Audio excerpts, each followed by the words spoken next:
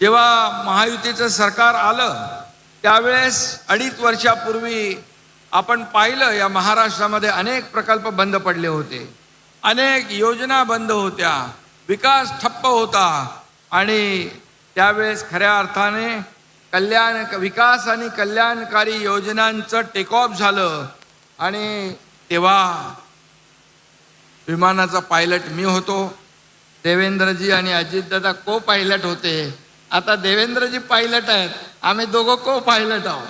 पायलटची seat बदलली तरी सुद्धा विमानाचं विकासाचं विमान मात्र तेच आहे. त्याच गतीने आम्ही पुढे जातोय. इंजिन तेच आहे आणि ते ज्यादा गतीने या ठिकाणी धावताना आपण गेल्या 3-4 महिन्यामध्ये पाहतोय. उपमुख्यमंत्री एकनाथ शिंदे यांनी महायुतीच्या विमानाचे आपण को पायलट असल्याचं सांगून पायलट सीटवर देवेंद्र फडणवीस बसलेत असं सांगताना महायुतीच्या 3 नेत्यांमधील नातं किती घट्ट आहे हे सांगितलं.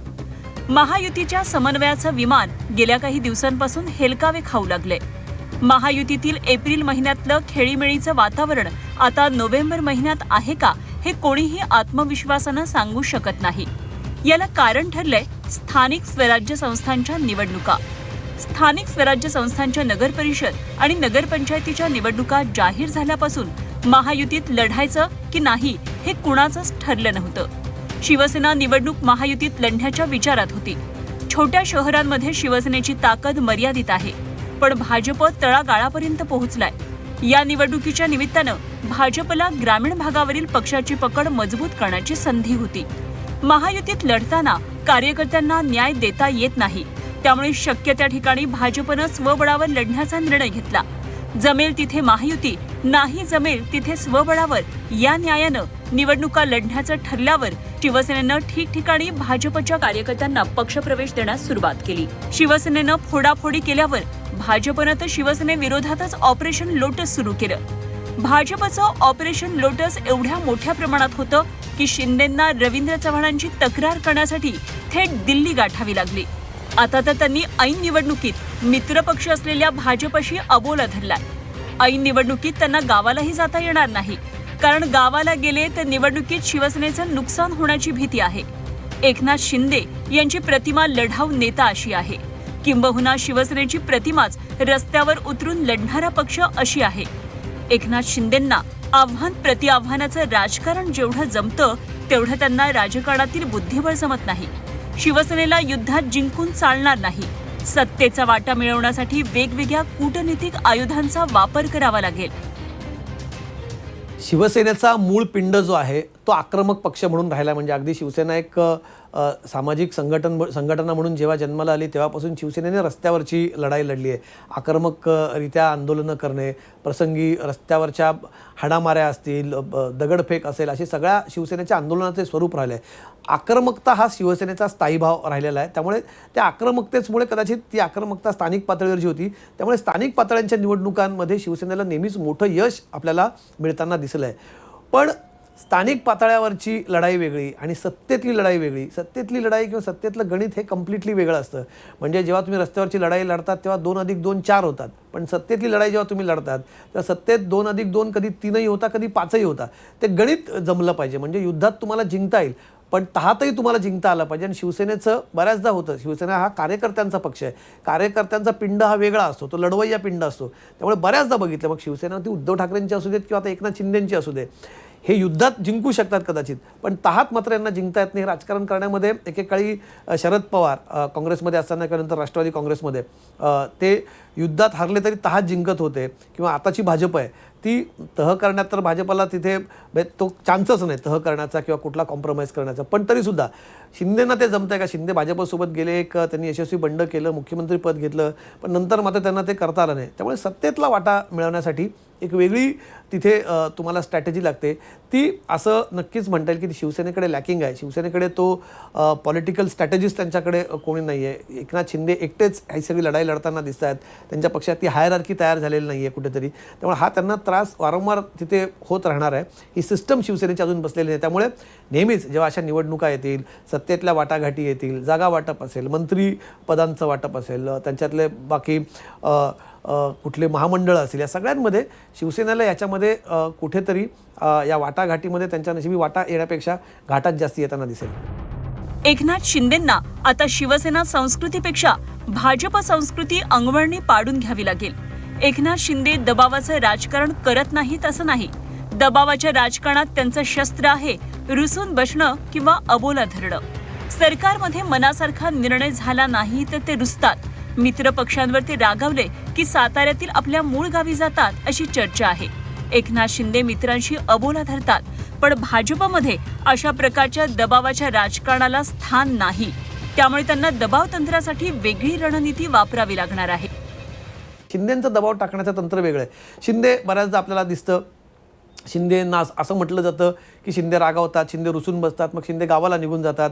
आताही आपण बघितलं, जेव्हा भाजपमध्ये शिंदेंच्या पक्षातल्या कार्यकर्त्यांना प्रवेश देण्यात आला तेव्हा त्यांच्या सगळ्या मंत्र्यांनी कॅबिनेटलाच दांडी मारली. शिंदेंनी मागे एकदा काही गोष्टी झाल्या होत्या तेव्हा त्यांनी कॅबिनेटला येणं पसंत केलं नव्हतं. अशा प्रकारचा दबाव भाजपवर चालत नाही, म्हणजे कधी, म्हणजे आताच्या भाजपवरती. पूर्वी ते शक्य होतं, कालांतराने ते हळूहळू कमी होत गेलं.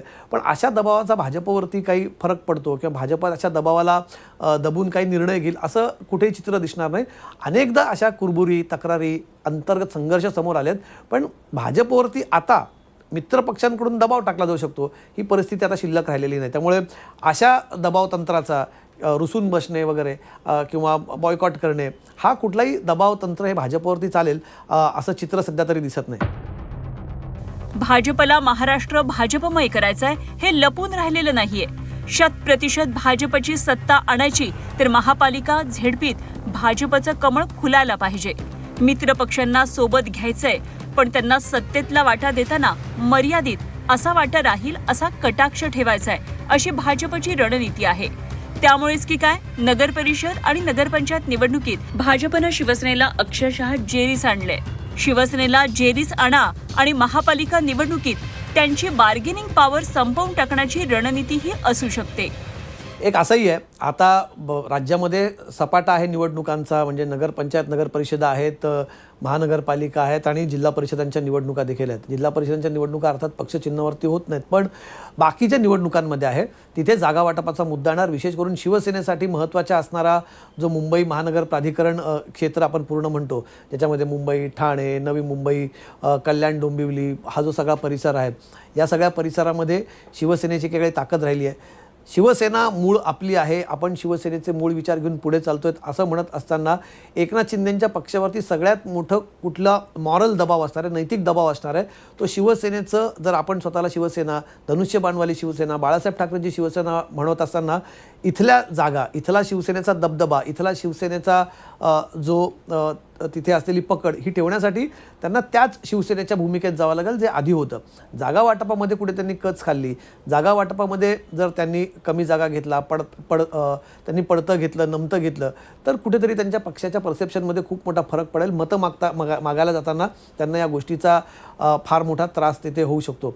झालं आहे असं की ऐन या निवडणुकांच्या पहिले, म्हणजे नगर परिषद, नगरपंचायत निवडणुकांच्या आधी इतक्या मोठ्या प्रमाणात शिवसेनेची भाजपशी लढताना दमछाक होते. कदाचित असंही असतं की तुम्ही आधीच एवढी दमछाक करून ठेवा की मोठ्या लढाईच्या वेळेस समोरच्यामध्ये ती लढाई करण्याची किंवा धावण्याची ताकदच शिल्लक राहणार नाही. कुठेतरी असं शिवसेनेबाबत होतं आहे का, त्या नगर परिषद, नगरपंचायत निवडणुकांच्या आधी इतकी शिवसेनेची दमछाक करून टाका, त्यांच्या पक्षातले उमेदवार आपल्याकडे आणा, त्यांच्या पक्षातले नेते आपल्याकडे आणा, शिवसेनेला या प्रकारे शिवसेना रिॲक्ट करेल, शिवसेनेला प्रोवोक कुठेतरी करा, त्यांना या सगळ्या गोष्टींसाठी राग येण्यासाठी प्रवृत्त करा, अशा गोष्टी करायच्या आणि मग पुढे जाऊन त्यांची महानगरपालिकेमध्ये इतकी दमछाक करून टाकायची की तिथे त्यांच्याकडे बार्गेनिंग पॉवरच शिल्लक ठेवायची नाही.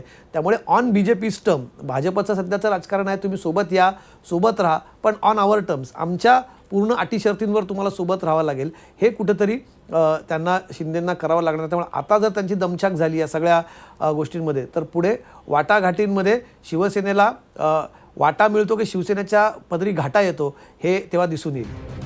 शिवसेनेनं दबावाचं राजकारण केलं नाही का, तर तसं नाही. बाळासाहेब ठाकरे हयात असताना महायुतीच्या निर्णयांमध्ये त्यांचाच वर्चस्व असायचा. भाजप शिवसेनेत त्यांचा किती वर्चस्व असायचा याचे किस्से आजही सांगितले जातात.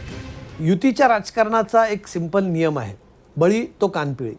जो या युतीच्या राजकारणामध्ये जो मोठा भाऊ असतो, मोठा पार्टनर असतो, नेहमी त्याचाच या युतीमध्ये किंवा त्याचंच म्हणणं हे नेहमी महत्त्वाचं किंवा मोठं असतं आणि त्याच्याच म्हणण्याला नेहमी महत्त्व द्यावं लागतं. एक मला इंटरेस्टिंग कार्टून आठवत आहे, जे तुम्ही कदाचित बघितलं असेल कधी. बाळासाहेब ठाकरे असताना शिवसेना भाजपच्या युतीबाबत भाष्य करणारं ते कार्टून होतं. थोर कार्टुनिस्ट व्यंगचित्रकार R.K. लक्ष्मण यांचं. म्हणजे बाळासाहेब असे खुर्चीत बसलेले आहेत, त्यांच्यासमोर एक रिकामी खुर्ची आहे, त्याच्यावर त्यांनी पाय ठेवला आहे. युतीची चर्चा करण्यासाठी प्रमोद महाजन समोर आहेत आणि बाळासाहेब त्यांना म्हणतात प्लीज हॅव अ सीट.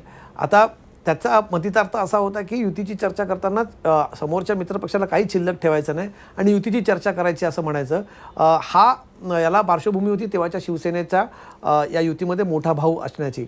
आणि तेव्हा बाळासाहेब ठाकरे यांच्या नेतृत्वाखाली जेव्हा युती होती तेव्हा त्यांचाच त्याच्यामध्ये म्हणणं मोठं असायचं. म्हणजे इतकं होतं की एकेकाळी ठाण्याची जी जागा होती लोकसभेची ती कशी भाजपकडनं शिवसेनेने लिटरली हिसकावून घेतली होती आणि तेव्हा कसा दबाव त्यांच्यावरती वापरला होता. म्हणजे अगदी भाजपच्या वरिष्ठ नेत्यांनी ती सीट रिप्रेझेंट केली होती. रामभाऊ म्हाळगी, राम कापसेंसारख्या मोठ्या नेत्यांनी तिथून निवडणुका लढवल्या होत्या.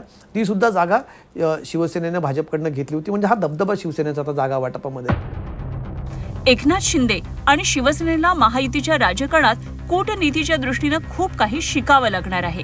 निवडणुकीत जास्त जागा जिंकून सत्ता मिळतेच, पण जागा कमी मिळाल्या तरी सत्तापद पदरात पाडून घेण्यासाठी वेगवेगळ्या आयुधांचा वापर करावा लागणार आहे.